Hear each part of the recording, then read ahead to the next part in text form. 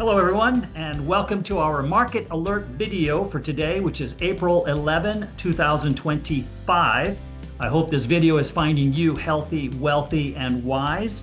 We have a ton to talk about. So much is going on, not the least of which is the volatility, this craziness. Market is up and down. I don't know about you, but I'm dizzy. It's like, holy cow. But we want to talk about, are the tariffs, is that whole thing behind us, or is there more to come? What about China? What about the recession that could be coming? What about inflation? What about we got lots to talk about. So we're going to dive into all of it and hopefully give you some clarity. But before we do that, I am Ken Moraif. I'm the founder and CEO of Retirement Planners of America. And we're a firm that specializes in, I think, the most noble of things, and that is to help people retire when they want to and to keep them retired once they have. And so if you fit within that category, this video and everything we do is designed for you. And our website is rpoa.com. I encourage you to go there. So let's talk about all this stuff. So a couple of things that we can draw from the volatility that we're seeing.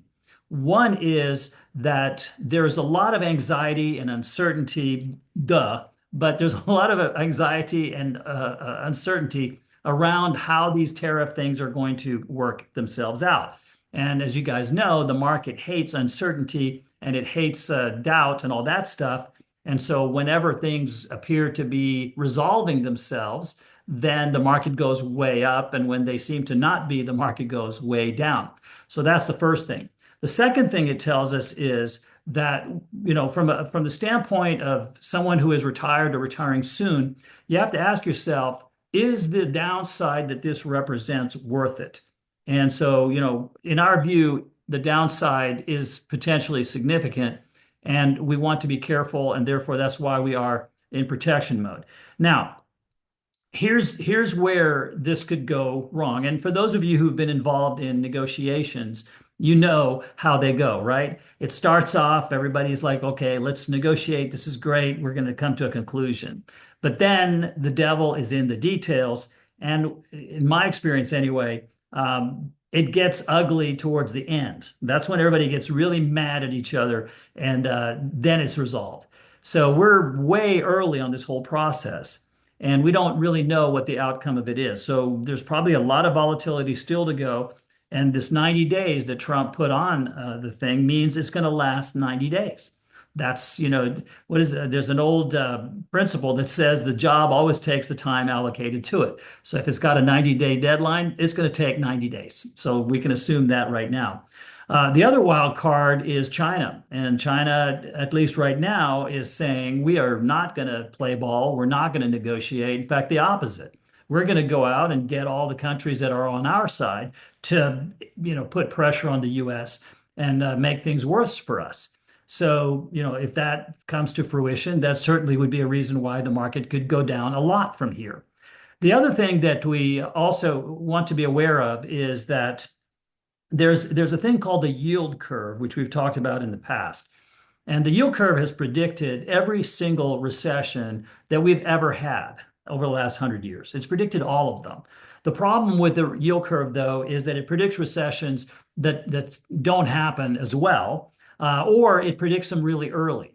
And therefore, it's hard to say when this recession is actually going to come. So what is the yield curve doing now? Well, it's predicting a recession. The yield curve is inverted.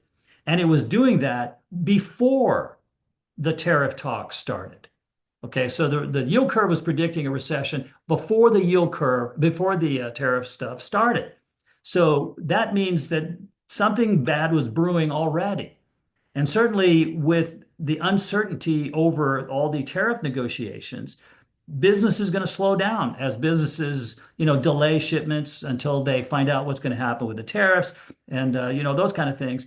And that's going to slow things down. And that could also cause a recession. And if one's already on the way, it could make it worse. The other thing to consider is DOGE. Now, make no mistake here. What Donald Trump is trying to achieve with balancing out our trade deficits with all these countries, we think is the right thing to do. And also what DOGE is doing, which is finding fraud and waste and abuse in the federal government, we think is a very good thing. So don't misunderstand this whole conversation. The end result, we're totally on board with. It's what happens between now and then that I'm talking about here. So one thing that DOGE is doing is, and Elon Musk said that they're likely to reach $1 trillion of spending that they're going to cut. Okay, well, that's good. But it's also a reverse stimulus package. Think about it. When we are going into recession and bad times are coming, what does the government do? They put money into the system. They spend more. Well, if you take $1 trillion out of the economy, that's a reverse stimulus. And if the yield curve said we're already headed for recession, and you add to that this reverse stimulus, it could make that recession worse without any tariff talk.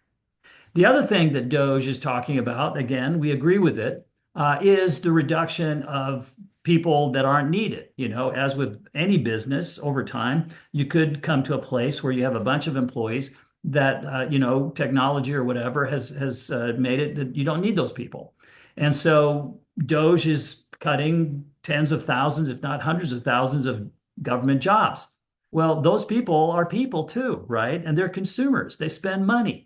And if we have those people not spending because they're now in the job market looking for a job, or they're scared about even keeping the job they have, then that's also a negative stimulus, right? If they're not spending. And our economy is 70% the consumer. So if we have a chunk of people that aren't spending, then that could have a downward pressure on the economy, and therefore, if we are in recession, exacerbate it. So we're by no means out of the woods once the tariff thing is behind us. There's a lot of other things that potentially could drive us into recession or worse. So for us right now, with that kind of stuff going on, we just don't feel that our clients need to take the risk of that whole downside. We don't think it's worth it. And our strategy said to sell last week, as I mentioned, and it also said to sell in November of 2007, which was a year before Lehman collapsed, and told us to stay out of the market for the entire year of 2008, when the market went from peak to trough 57% down. The S&P did. So those kind of losses are what we want to protect our clients from. And we have a philosophy that growth is important, but protection of principal is even more important. So yes, if the market goes way up from here, we will miss out, and that's certainly possible. But at the same time, we look at, we'll miss out. And if we do, we're okay with that. It's okay for us to make lower returns than we could have, but protect on the downside than it is to take a big loss on the downside. Our goal for our clients is for their money to last as long, as we want your money to last as long as you do.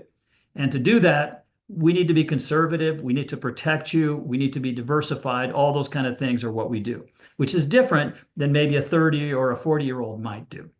So that's where we are. Too much uncertainty. President Trump is way, way too difficult to predict. We're not even going to try. So basically what we're going to do is play it as it comes to us, and we'll see where it takes us.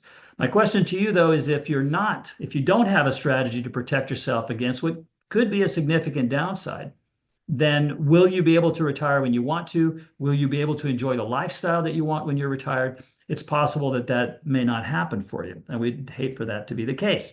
So visit with one of our retirement planners and get a second opinion if you haven't done so already. So thank you for watching this video. I hope it finds you healthy, wealthy, and wise. Please like and subscribe to it. You don't want to ever miss it. Make sure you also go to our website and listen to our podcast.